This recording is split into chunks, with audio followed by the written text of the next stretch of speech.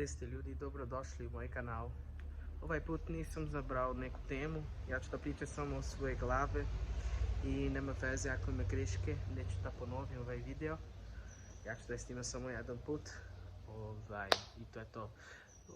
Danas sam morao da izađem malo do grada, da idem do neke prodavnice.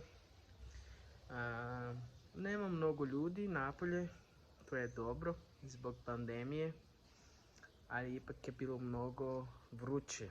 Danas je bio skoro, nije bilo skoro, bilo je 40 stepeni, tako da katastrofa. Ovdje u mom gradu, moj grad se zove Montes Claros, ovdje ima pola miliona ljudi i znam da možda za vas to je mnogo, ali za nas Brazilce to je nešto ok. Za neki ljudi, na primjer ljudi koji žive u glavnim gradovima, jer to tako ne znam, padeža, pluteću, brate. Ljudi koji žive u São Paulo, na primjer, za njih Montes Claros je neka farma, ne znam, neka sela, ali ima pola miliona ljudi. Ja ću da snimam moj grad da vi vidite kako izgleda neki grad u Brazilu. Grad koji nije Rio de Janeiro ili São Paulo ili Belo Horizonte. Grad inside the state. Baš mi je drago da ima ljudi koji gledaju moje klipove.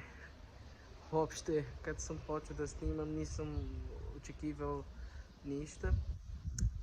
Imao sam samo želju da bih pričao i koristio srpski nekako, pošto to je veliko bogonstvo.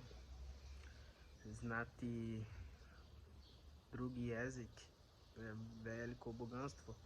Da li je to može da bude engleski i srpski i ruski. Ako pričaš neki drugi jezik osim svog, to je odlično. I to je to, ljudi. Hvala što vi gledate moj kanal. Hoću, kako se kaže, hoću da snimam češće. To. Sljedeći snimak ću snimati malo moj grad, kako izgleda u lice ovdje blizu. I ja ću pričati malo o mom gradu, kako je ovdje, kakvi su ljudi, kakva je naša kultura. I to je to. Hvala što ste gledali. Stavite komentar, molim vas, o mojim gramatičkim greškama da bih popravio. To je to, ljudi, veliki pozdrav, vidimo se.